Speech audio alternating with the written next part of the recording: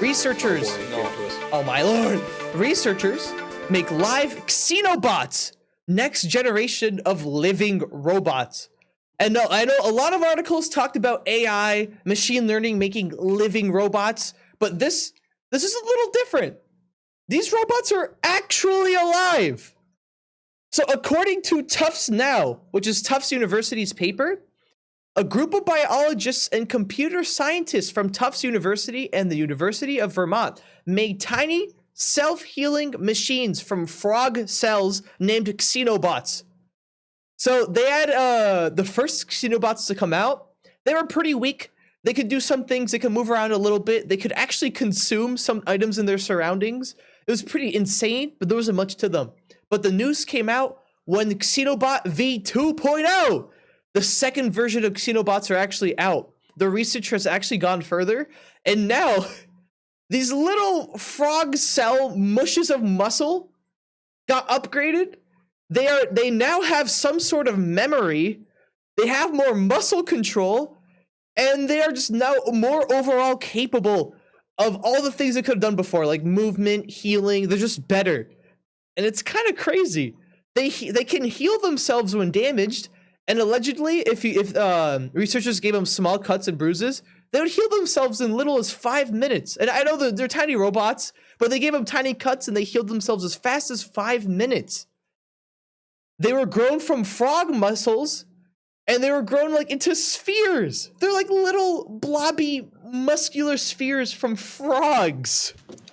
Yo. And the crazy thing was that they were given legs.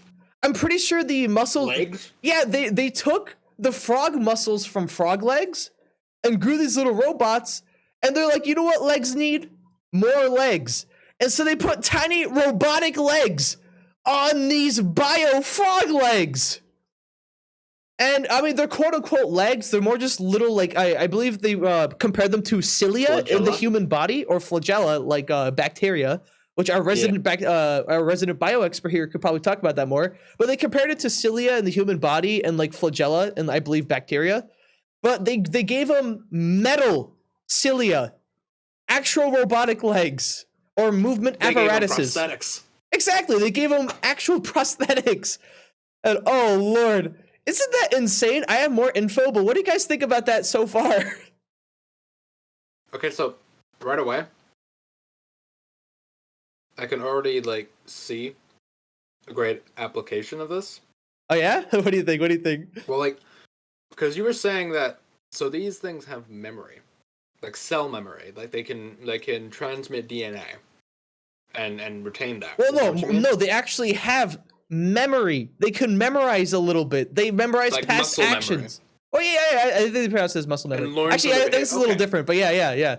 So yeah, but when you were saying like they were able to heal themselves fast, like that fast, I'm thinking like, imagine we are able to modify the cells of people so that they'll be able to recover from injuries better. Yeah, I was actually going to bring that up later at the end, but yeah, that's actually one of the applications they're looking into. They're going to like study if these. somebody like breaks a bone, you could just hold that in place, inject some cells in, and it'll just fix it up or something. Yeah. I mean, I might be oversimplifying it. No, but yeah, they plan on doing future research. They plan on studying these Xenobots on how cells actually interact with each other. And so they actually plan, one of the potential future applications was actually human regeneration. But like like just regenerating lost body parts. Yeah, like one of the researchers, Michael Levin, actually had a TED talk where he talked about these little bots and their future possible applications where he talked about this. So there actually is a TED talk from Michael Levin. Levin, Levin. If you just look up Michael Levin, you'll probably find it. I don't know. I think he only gave one TED talk. Isn't that crazy? Resident bio expert, what do you think? It's really interesting. I was reading about what they did with the cilia. So it turns out that it doesn't look like they injected any metal into them. They were able to grow cilia on their own from genetically encoded hardware that had already been present, meaning their DNA code. So instead of these cells, which are obviously frog cells, creating a tadpole, they adapted to moving around using cilia, which is unbelievably impressive. Yeah, it's Um, crazy. You can see them zooming around. If you watch a little video, it's like yeah, a bunch of meatballs just zooming me around. too. Me too. It's Um, crazy. Yeah, it's like oh, do you have more to say or? yeah, I was just gonna say, so it doesn't look like any metal. It looks like everything that they've grown, including the cilia, was from its own cells. Um, this is just a really interesting application. And by robotic, it seems like an AI created and a computer code uh, created the idea of which cells to use, and then the cells themselves are their own. They're just biological cells. Um, that's I think from what I'm understanding, that's why they're called Xenobots. Because the same team has now created life forms that self-assemble a body from single cells, do not require muscles to move, and even demonstrate the capacity for recordable memory. Yeah, So it was a so computer program that designed these cells, and then the cells they grew. These are cells moving around. I mean, that's really interesting. yeah, so I was gonna mention this afterwards, but the Tufts University scientists made the physical organisms. They handle more of the bio aspects, but the University of Vermont made the computer simulations that model the Xenobot shapes that are most optimized for swarms. So they Right. you probably read a little bit about that too in there, but like yeah, these guys could actually swarm. They could get together and they're Yeah. trying to make them do like Swarm? actual yeah, they're trying to get all these little bots to get together or I guess little bio balls and like they're trying to get them to actually do things. It's pretty insane. They could actually make it through like certain areas. I think they didn't put them in a maze, but they put them in little like Bro, environments to make them move through and they could like get out of certain areas and stuff. And they could do garbage collection. They could I quote saw unquote that. yeah, they could Dude, quote unquote eat or we gather items in an environment. And I saw a we video. are Oh, wait, sorry, what? we are playing God at this point. Yep. Like it is straight up just. You think like when you say swarm, you think that maybe they could have all these unicellular organisms that could like coalesce together and become like a colony and end up being just behaving like a multicellular organism. Well, we have that actually in nature. We Yeah. have a lot of unicellular eukaryotes. Protists are a famous example of that. We have a lot of slime modes that grow in the Northeast, where most of the podcasters are from. Um, and these slime Yo. modes are individual cells that band together and form communities. And slime modes as well also have memory, also have reflexes, know where food is. They work together as unicellular separate organisms and combine together. So, Now, as Yeah, if no, they're so like a wait. multi-celled organism. so Yeah, the wait, thing so that's too special about this paper, though. Oh, sorry, I don't mean to interrupt. oh no, I just want to quickly butt in because it goes exactly by what you're saying. So also in the TED Talk, this was also mentioned. But yeah, one of the biggest reasons why they funded this research and what they plan on doing with it is so they get all these like all these little unicellular all these little bots, and they want to get them together and actually make bigger items. They want to actually make multicellular bodies using this tech. So they They plan can on make doing a this. person They one actually day. plan on doing this in the future.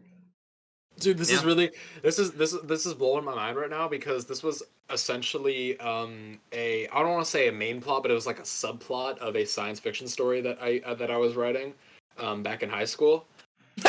Where basically Oh, you wrote a where it's- Xenobot fanfic before you it knew it.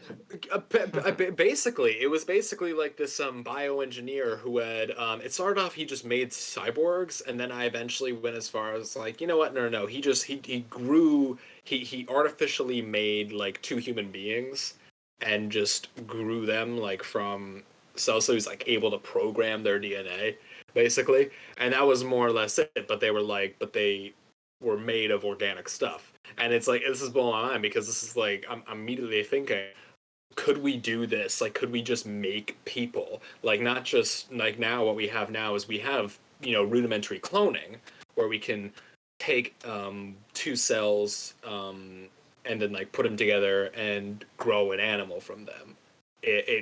Just to varying degrees of success. But like, are we able to just make So, is there Tyler, a future where we could just make people from scratch? you actually bring up a Yes. good point because I actually have a theory about this. Because I don't know So how it's familiar you insane. guys are with this, but China actually got in trouble on making special custom babies for Oh yeah. I think we talked about this like obviously off podcast, but they were making specialized humans that were more athletic and specialized for like physical tests so they could win the Olympics in the future. See, that's Sounds like a the thing. That's Well, the conspiracy theory. interesting That I thing think about is a that different is thing because they that's did like artificial selection in terms of choosing parents. They didn't go in and genetically hardwire the code. No, so that's what. However, Oh wait, yeah. to However, Tyler's point, they could, and yeah, they but very that easily would. yeah, that's It's my just theory. They're gonna capture these scientists and take the tech and do this and actually make it well, worse. to They're capture gonna do them, they something just need else. to let them develop it, and then they have to get their hands on the research. That's all they got to do. These researchers well, are gonna be also captured by somebody, and this tech is gonna go somewhere I China. don't want to know. we gotta yeah. back up a little bit as well. I mean, these Xenobots, they are single cellular organisms that are working together. Yeah. But if you could choose between that and just cloning a piece of stem cell, which you can get from anybody, in this case, if we're using the example of China or another country, you I could mean, take stem cells from a famous athlete, grow those stem cells into a human, which we can do already, and using environmental factors as well as brainwashing, you convince them to support you. So are we gonna make In an army terms of of the LeBron James? Xenobots, we're gonna make yeah, an army of LeBron James super soldiers. Yes. in terms of the Xenobots, the reason why, in terms of creating people, it's not really creating people. We would do that through stem cells. To Tyler's point, doing from scratch, all we need is a single stem cell, and you could theoretically grow a human. Obviously, it would take a lot of willpower. We have the research, but it would cost an astronomical, cost a lot of money. With the Xenobots, however, if they are these unicellular organisms and if they can listen to simple commands, what you can do, and theoretically, you can make it into a biological weapon where it acts as a bacteria, it acts as a virus, but as a unicellular eukaryote organism, and you can encode it or put in its DNA that it thrives on protein. Well, I mean, if you release this airborne and these, I guess you could quote it as spores, spread to humans, well, humans are made out of protein, and it'll start eating the flesh of humans. It'll start eating the flesh Yo, of every Yeah, wait, organism. actually, I don't know if you guys Dude, watch this is the JoJo, but like there's actually a stand that's like a pile of flesh that hunts people. So we're actually we the maybe flesh one that day, hates. yeah, one day we'll see a packs of flesh that are hunting people down. And Possibly. it's the Xenobots run. Yeah. Dude, that's the apocalypse that kicks off the our story, where you have to start growing steaks from yourself. Oh my god, we're not gonna be eating human steaks. We're That's gonna be it. eating Xenobot steaks. No, Xenobot. It's a Xenobot zombie apocalypse. Zombies, but spelled with an X, if you will. I Oh, realized that after the fact that it'd just be pronounced the same. so just one more thing to mention. Xenobots have a 10-day lifespan off their own embryonic energy stores. I don't even know what that is. But Xenobots can live many months if kept in a soup of nutrients. Isn't that whack? I Oh think the lord. limited lifespan, if not just surrounded by nutrients, may be the only thing currently preventing us from total annihilation. I think there's two things to look at with the Xenobots. I think in terms of creating humans, that's more stem cells. But with the Xenobots, there are two implications that are really important. One is healing and regeneration. You can have these Xenobots replicate as cells, as human liver cells, as human heart cells. As long as they're in this soup, you can then theoretically implant these cells into a human. And because they're your own cells, you're obviously not going to have the risk of organ rejection, Yeah. which is really dangerous in terms of organ donors. The other dangerous implication is this theoretical biological weapon idea where you can encode them to have a simple command or encode them in their DNA that to feed, they must rely on living tissue or they must rely on nutrients only found in certain places. That is And just horrifying. like slime modes, they can detect said places. And if they're spread airborne or if they have mobility, you can spread them in water supply.